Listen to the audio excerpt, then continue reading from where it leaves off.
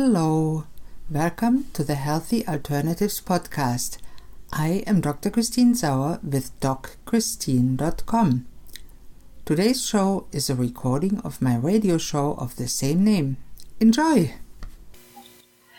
Good afternoon, this is Dr. Christine Sauer, your host of the show Healthy Alternatives here on 97.5 CIOE FM with live stream on communityradio.ca every Thursday at 12 noon Atlantic Standard Time.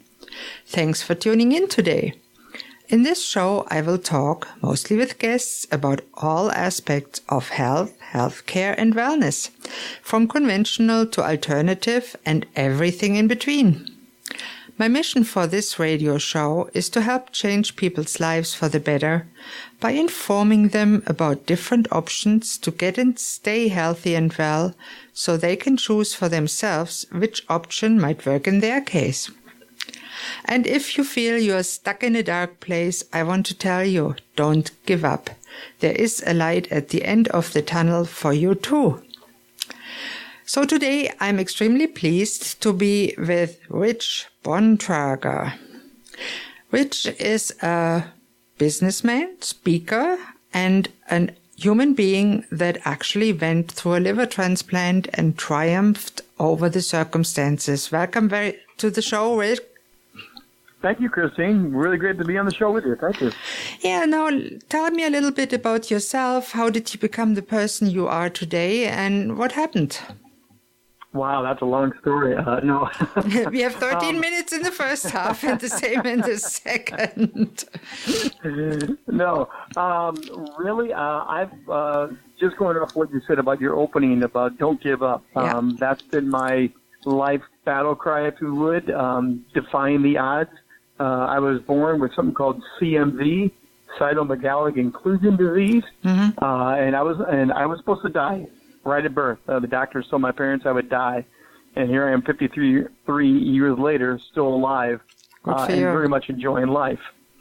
So my whole life has been about obstacles, overcoming, and always finding the upside to life. So there's an inner strength, there's a belief that life is better, and that's really kind of a brief nutshell of how I view life and how I've lived life.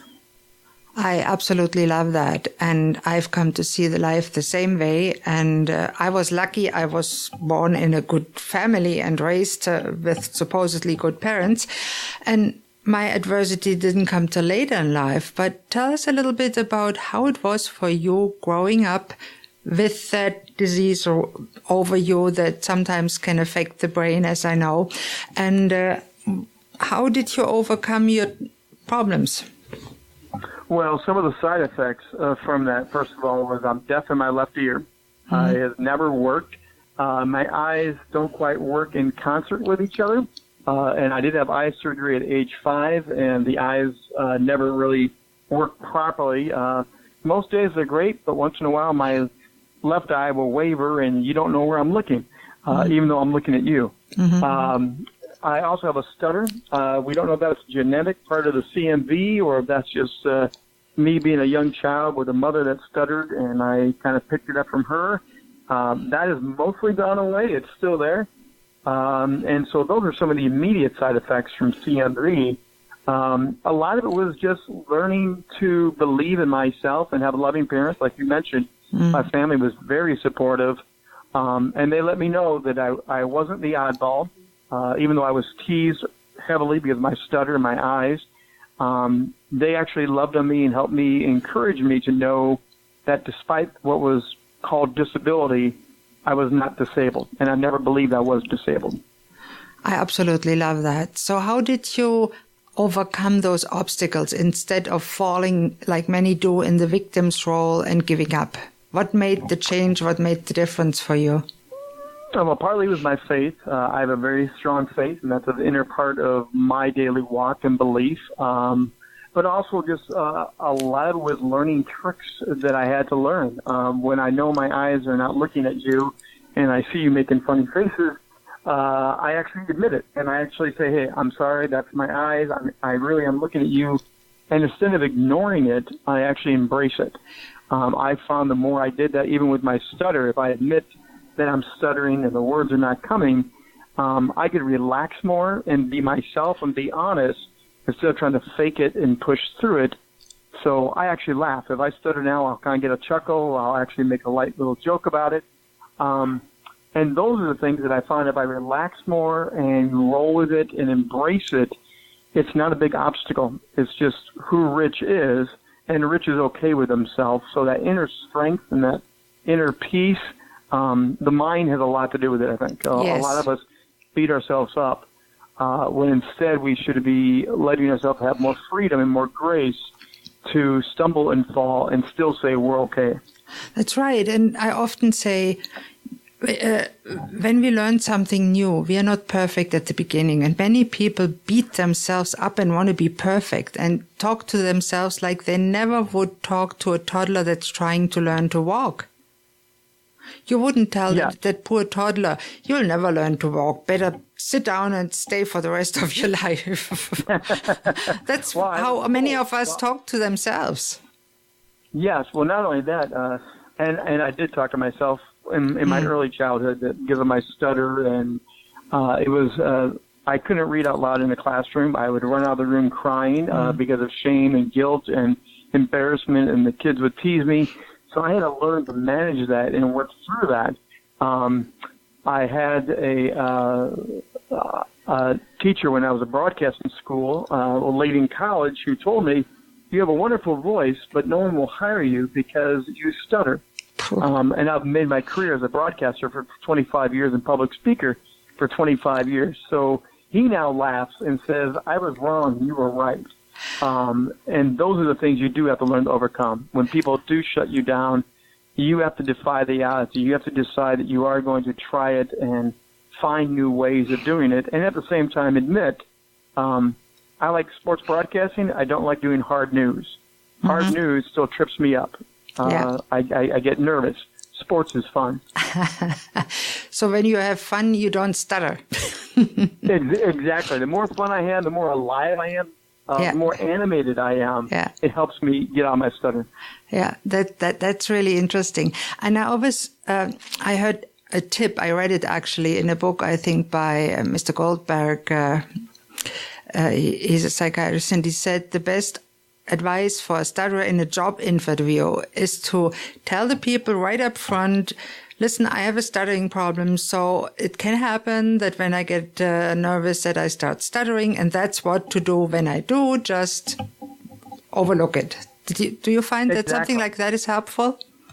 Oh, very helpful. You know, like I said just a few minutes ago, it's a lot better to admit it. If I do it, I just say, hey, sorry, I got excited, tripped over my tongue.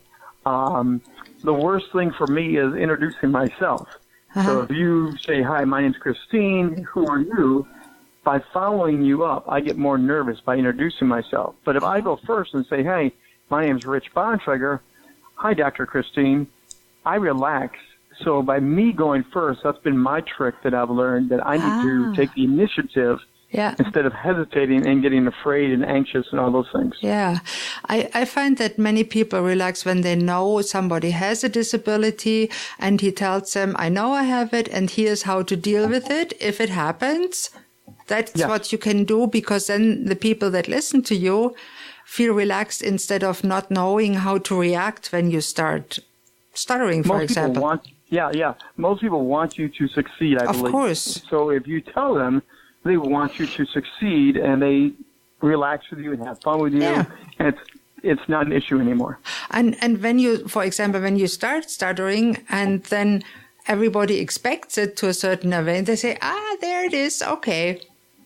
Yeah. That's it. They all like, and actually I had a girlfriend who was a very big part of that. She was the first one to embrace that very idea that you just said. She teased me about it. If I tried to ask her out, she would actually tease me in a fun-loving way of, well, what do you want? Are you trying to ask me out? Because I won't go out with you if you don't ask me out. And I found the humor in my own stutter and overcoming it because she made it fun. Wow, I love that idea. That was a nice girlfriend. Now, the next question, many people say when somebody stutters, just to stay there, when they sing, they don't stutter. Is that true?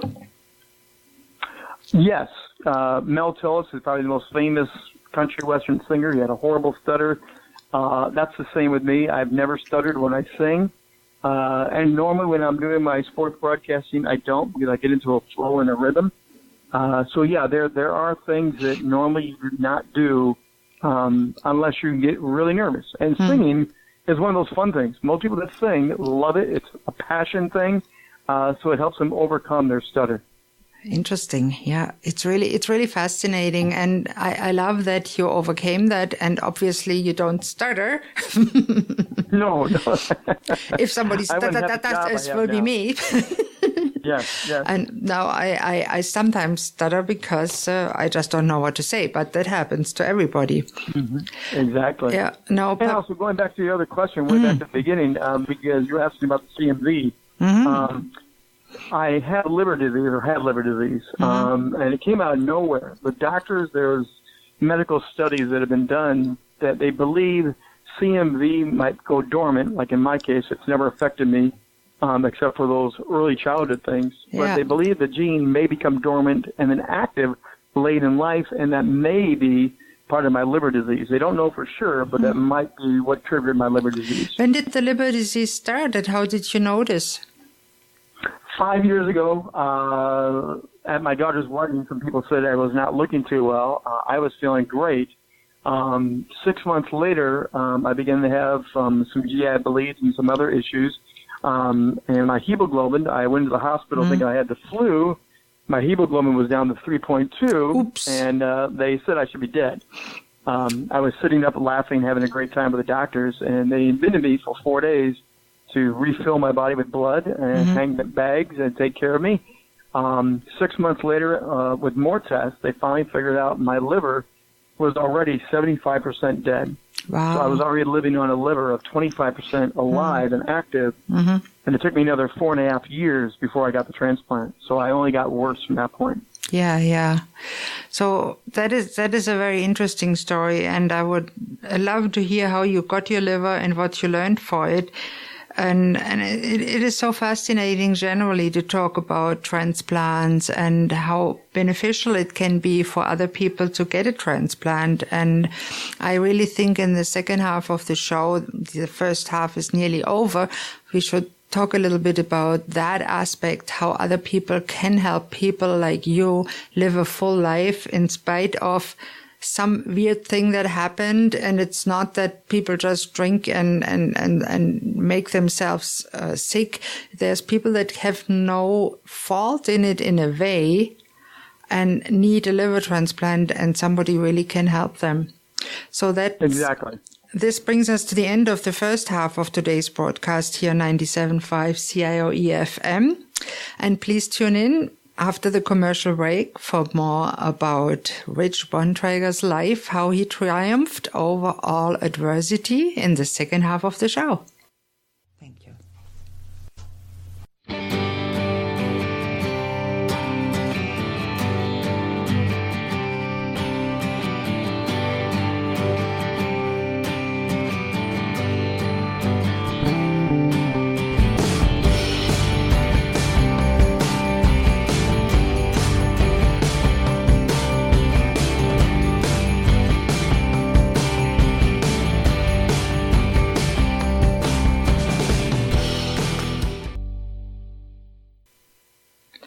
Hello and welcome back to Healthy Alternatives here on 97.5 CIOE FM or on the web at communityradio.ca. I'm your host, Dr. Christine Sauer, and today I am talking with Mr. Rich Bontrager, a very interesting person that overcame stuttering and CMV, which is cytomegalic virus, that he was born with, and that caused some problems. And eventually led him to have a liver transplant. That's where we were just talking about. So tell us a little bit.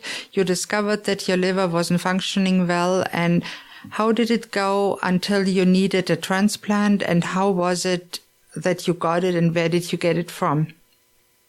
Certainly. It started out very easily. After they diagnosed us, the very first day, my wife and daughter and I went home, and we emptied out the cupboards of all the high salt content. So I went from a normal diet to 1,200 milligrams per day. and that was immediate. They said if I don't change my salt content, it would continue to erode my liver quicker. So to slow down the dying liver, that was the first step we had to do. Then I changed other dietary things as well. So about the first year and a half, I was doing what I thought was normal, still everyday life. Everything was fine. Then about year 2, I could feel my energy begin to slow down a little bit. Some of the side effects of liver disease can be that you forget things, you lose your balance, you get the jaundice color eventually. But I never lost memory. I never lost cognitive ability. All the way through, even to the very end, I was still driving my own car, which is somewhat rare, they say. And I was still working a job until 6 months before transplant. So really, it was a very slow crawl to the end.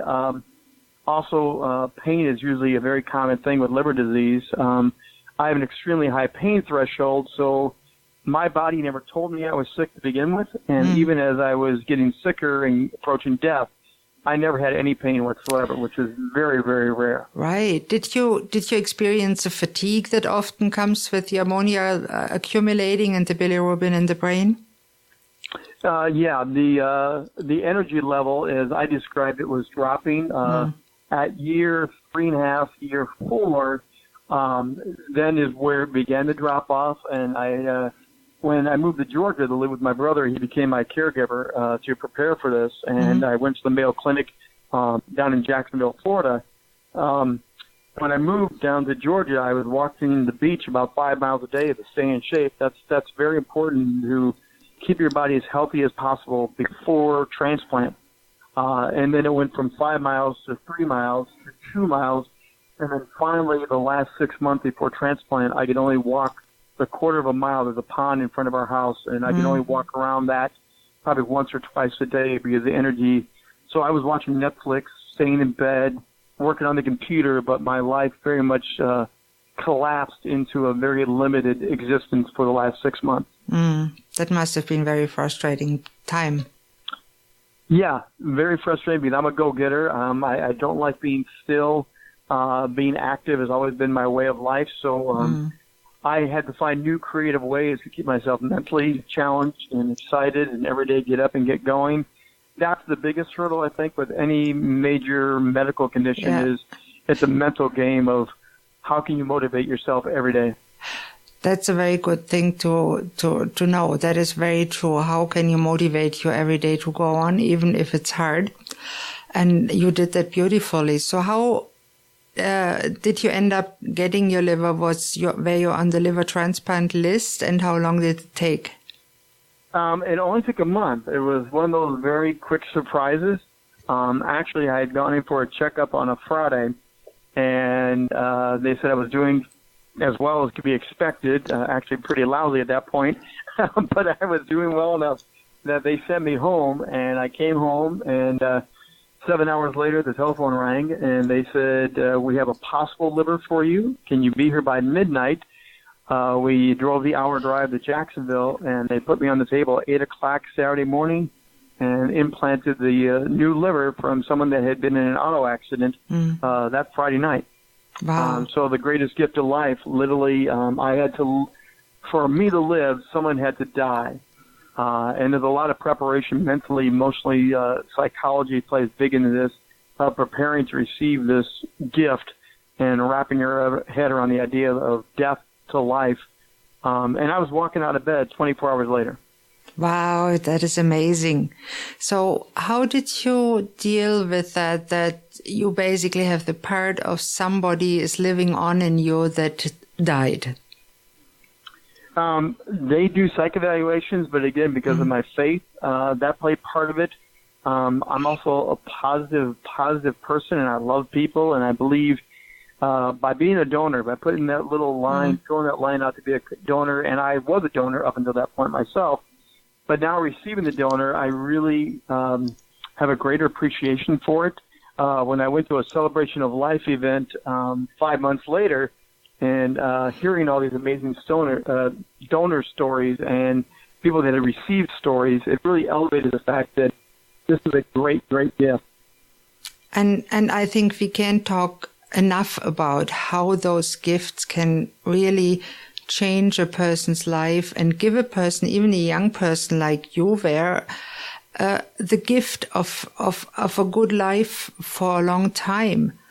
And yes, I want to encourage everybody that listens to it. If you haven't filled out that donor card or made that X on your driver's license or whatever it is in your state or province, do it, because you're dead. It's for sure. So why not do something good in death? I'm a donor myself, and I was a donor since I was young. Fortunately, I didn't have an accident, but I know if I ever have an accident, at least they can use, now that I'm older, they probably won't use the heart, but maybe something they can use, and be it the corneas and the skin or what dura or bone fragments, whatever, and help somebody else with it. Well, I actually found out after the transplant, through family and friends and even doctors, I was extremely close from passing. I was getting down to the very end. The jaundice was beginning to come. The energy level was pretty well gone. And if someone had not had that donor card filled out, I probably would have passed very, very soon. I had family members telling me they were observing me every night going to bed thinking, could this be the night?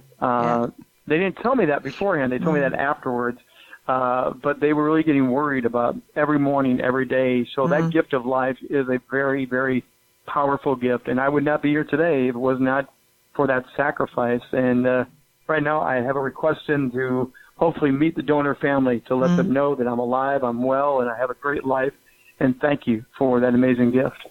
Oh, that is a wonderful story. And I heard other stories. I have a friend who got a kidney transplant not long ago, and she is doing so much better. It is truly the gift of life. And if nothing else comes out of this show, but one person fills out the donor card, I think that would be great.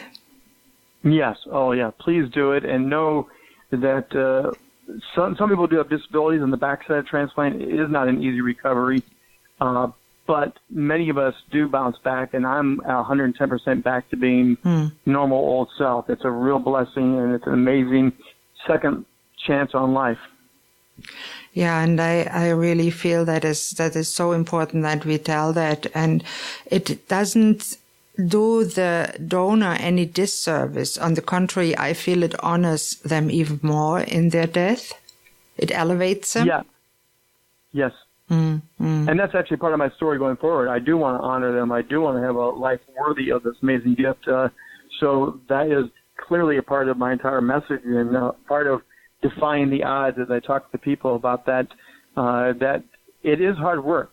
You do have to follow the doctor's orders. You do have to do things you would not normally want to do, but it's well worth it when you stand up and you can walk and drive and go back to work and love your family because of the amazing hard work you got to do and the amazing sacrifice of someone else. Wow, I love that, what you just said, that you try to live a life to honor that gift that you received from somebody that had to give their life through an unfortunate accident. And I think that is just that is an amazing thing that you said and that you do. And I'm very much looking forward to hearing you in your TED Talks and in your other speaking career. And I think you're an inspiring person, Rich. And I want to thank you very much for being on that podcast. It was truly touching for me, and I wish you all the best. Thank you, Dr. Christine. It was a pleasure to be on. Really appreciate the time. No, I thank you very much. And this brings me to the end of today's show.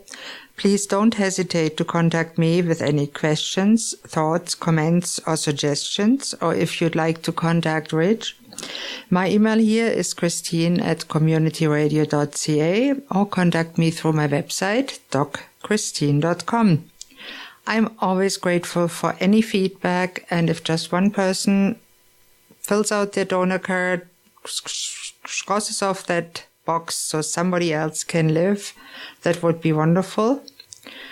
I also want to extend a special thank you to today's producer, Jim Francis. Thank you very much. You might not know this, but this is a volunteer-run non-profit radio station, and we even have an art gallery. If you're local and you'd like to drop in, we are at 11 Glendale Avenue, Lower Sackville, Nova Scotia. Thank you all for listening to Healthy Alternatives. I'm your host, Dr. Christine Sauer. Tune in next Thursday at noon on 97.5 CIOE FM Community Radio, the home of East Coast music, with live stream on communityradio.ca for the next episode. Goodbye and have a great day.